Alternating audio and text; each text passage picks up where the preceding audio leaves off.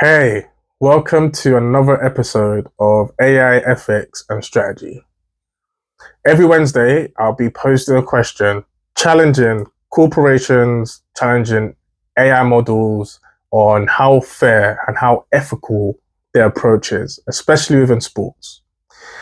So, today, I'm going to walk you through, can AI really do the better job than a scout?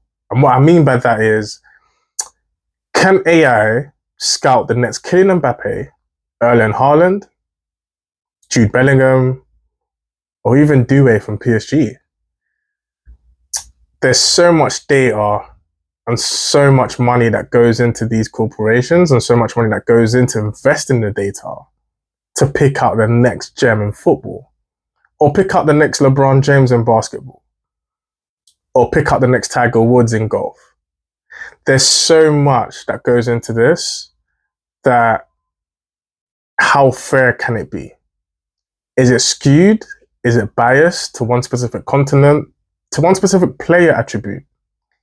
There's so much metrics that goes into this, and I'm going to walk you through and talk you through this. Stay tuned. It's going to be a wild ride. I'm going to show you different various ways in which they pick the data. And I'm actually going to show you one of the websites from one of the, again, renowned company that's currently based in Holland that leverages AI and distributes it out to clubs and teams. But the question still holds. With all this AI moving so fast and progressing well in the land of sports, how ethical is it? So yeah, tune in. It's going to be a wild, bumpy ride. I hope you enjoyed this episode. And yeah, let's talk about it because there's a lot to talk about. Let's go. All right, cool. So, just before I go into the deep dive into AI scouts and videos, I just want to show you an example of a company called SCI Sports. Really, really good company. I think they're doing amazing things. Them as well as Zone7 is another company very similar to them. They're based in Holland and they basically provide, in the world of sports, football performance data and analytics to football clubs. Um, they've grown very well. They do so many services: recruitment, match analysis, performance analysis, opponent analysis, career advice, data delivery. Um, and I'm more concerned about the recruitment side of things. But I just want to show you how they look into things. So they based it around for clubs and agencies, and they basically provide actionable scouting insights for more than 240,000 men players for 3,700 clubs, 250 leagues around the world. They also provided same insights for women's. So again, there's a bit of ethical quality there, I would say, for both men and women, which is great.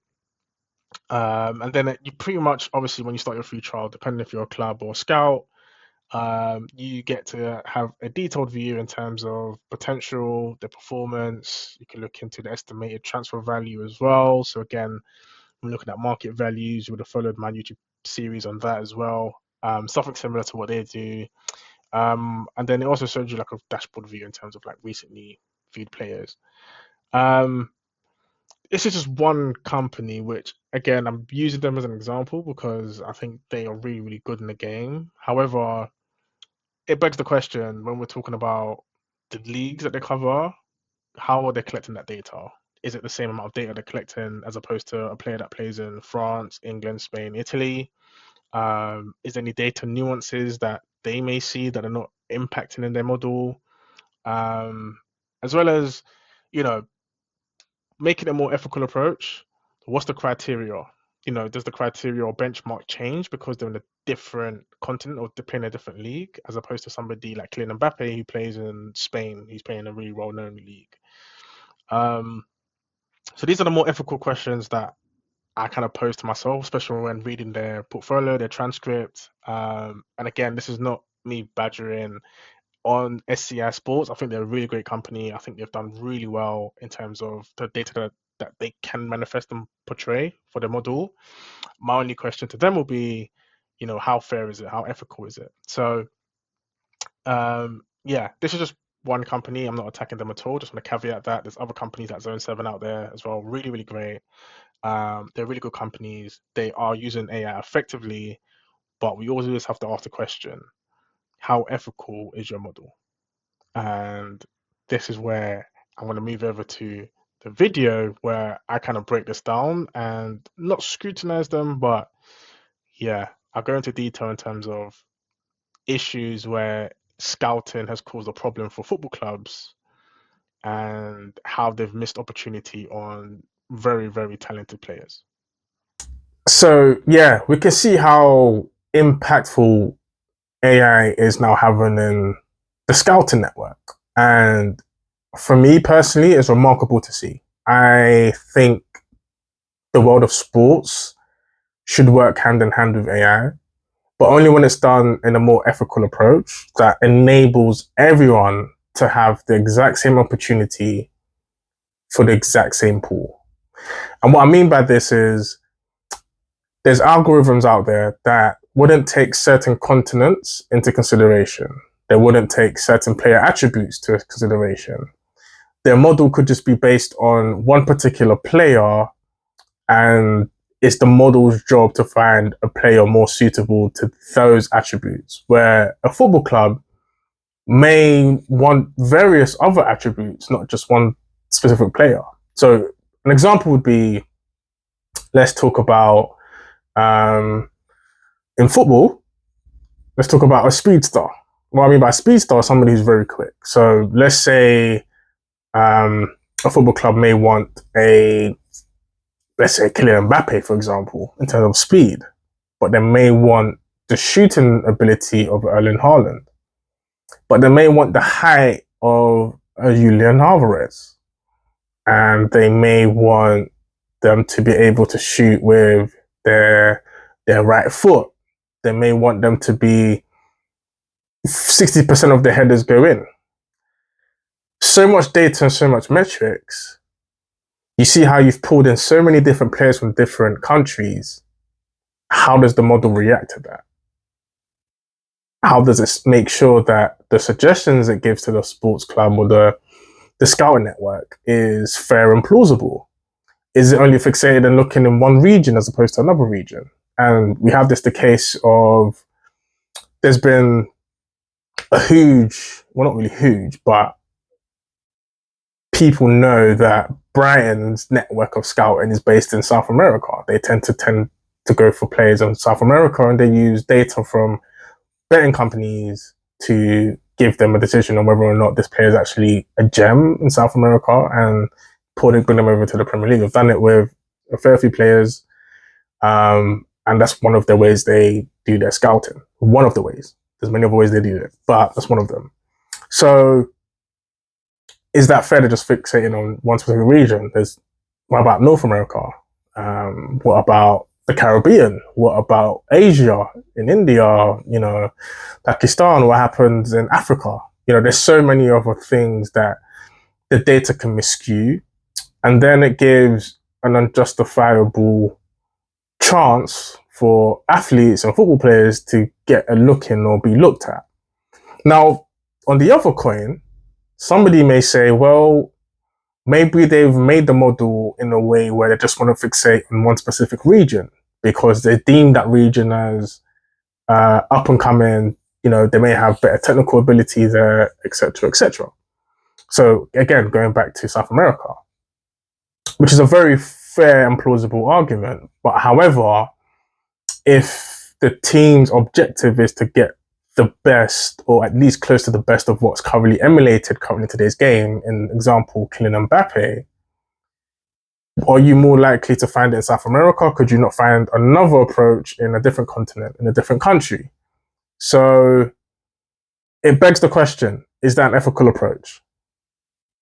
No, it's actually unethical. And we see this happen a lot, or we see this go on a lot, especially where there's companies who build so many AI machine learning models that help and facilitate these decisions without the careful and the care process to actually make it more accessible, not just to specific athletes, but to all athletes. Give everyone a fighting chance and a fair chance to ensure that, again, not only does it benefit the club, not only does it benefit their model and their business, but also benefits the players. You know, without the players, there is no model. Without the players, there is no data. So I think it's only fair that we talk about ensuring that things like this are as fair and ethical, and it's not biased or skewed to just one specific region, country, player, ability as well. So this has been my thought process in this. Let me know in the comments what you think about this, but there's more to come. So check this next part out. Now, let's talk about one of the biggest risks with using AI in scouting. Bias in the data. AI systems are only as good as the information you feed them. Take Brentford FC, for example. Often praised for their data-driven approach, they used AI and stats model to identify undervalued players, but even they admitted something. Some incredible talent was being missed simply because the AI didn't have enough data on them, especially from less digitally tracked leagues like some parts of Africa, Asia, or South America. That's a huge issue. If a player isn't playing in a league that collects the same level of performance data, or if their club doesn't use GPS trackers, the model sees them as invisible, or worse, labels them inaccurately. You're not just excluding talent, you're reinforcing global inequality in the game. As Rasmus Ankersen once said, you can't only scout what's in the data. That's why relying too much on AI without human oversight is dangerous.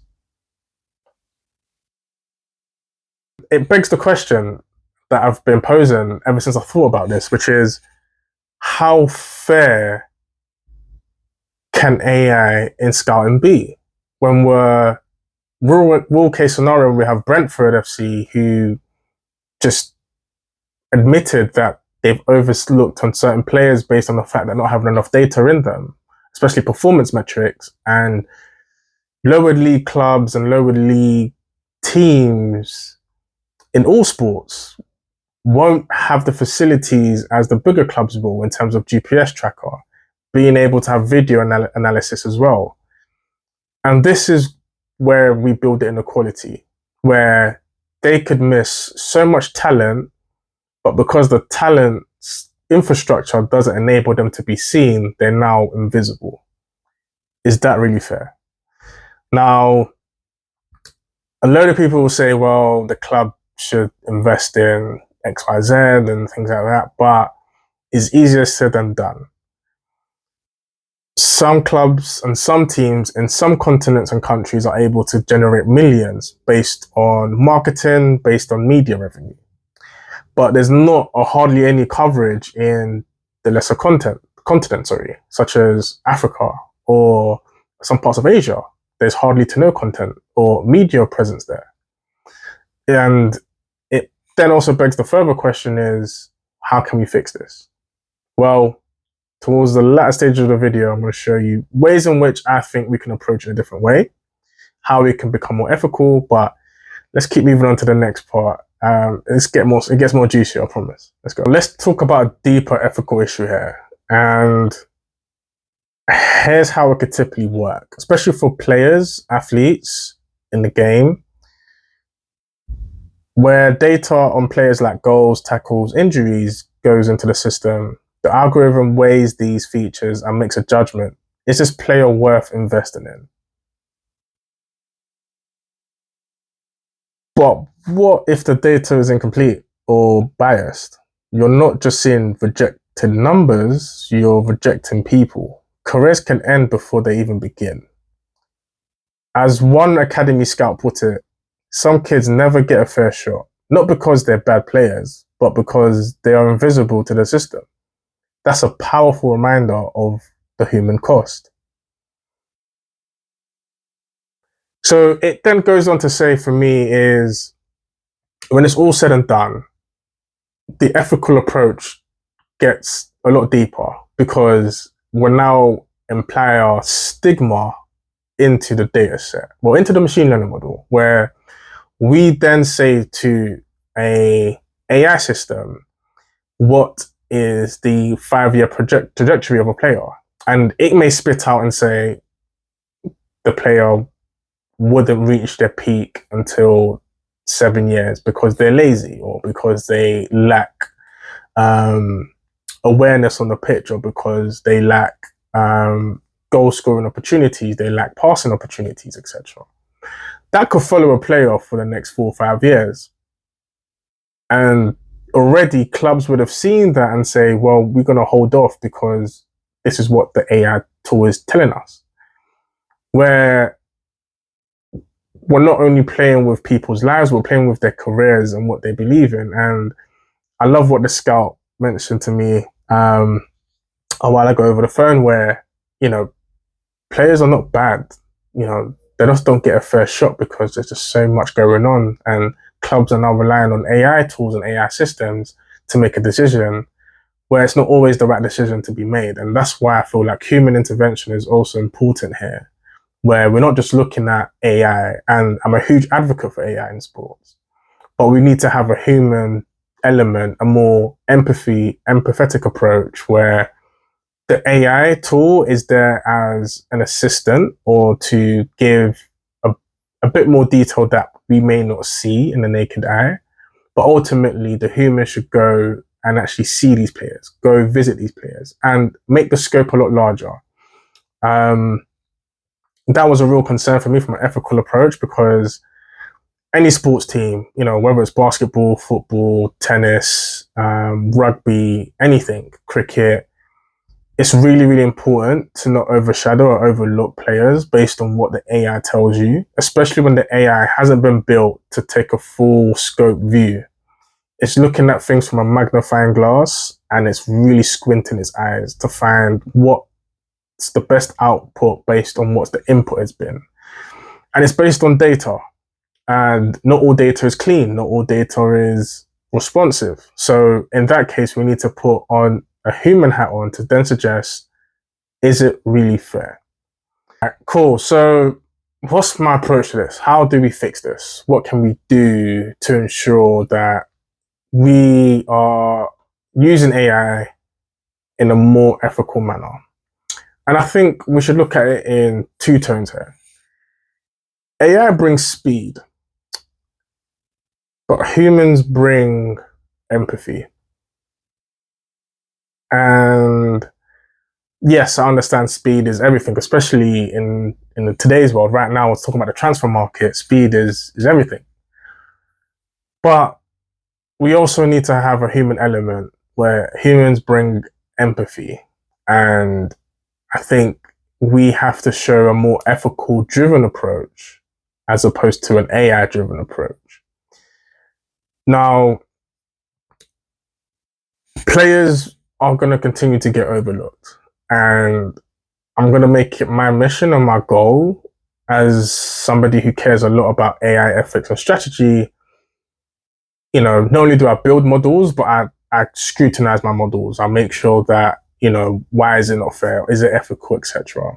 And I think we need to do the exact same thing for companies who specialize in performance data, performance analytics, and share those data with clubs and sports organizations and governments to say, how fair and how ethical is your data?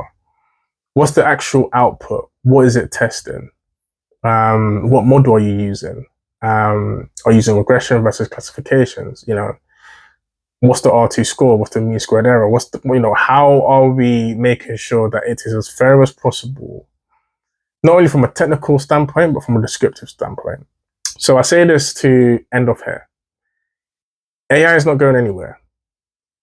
AI is still in its baby boom in sports, but we can start thinking about how ethical we want it to be moving forward. I think better regulations, better way of thinking, and adding a human empathetic approach is key and vital here. We can't trust everything that AI tells us, but we can use it as a tool to guide us. it's up to us to now think about how we use the guided information that we receive and how we wish to ensure that we apply it to a full net view of athletes, not just specific to one set of country or one set of play attribute, but to all players. Well, this has been AI with Fizzy, and I want to say thank you so much for joining me on this loophole of ethical approach in scouting, especially when we're using AI. You've seen examples that I've shared with from Brentford, from other teams as well, other organizations where, yeah, AI has definitely helped them and supported them in making really good decisions, but we need to add a more ethical approach. This has been AI with Fizzy. This will be an ongoing topic as we continue to build more AI systems within sports, but we can start a conversation today. We can start now. So thank you all. If you really like the video, please like, subscribe, share with a friend of a friend. It really does help. Just get the word out there, and yeah, stay living with AI.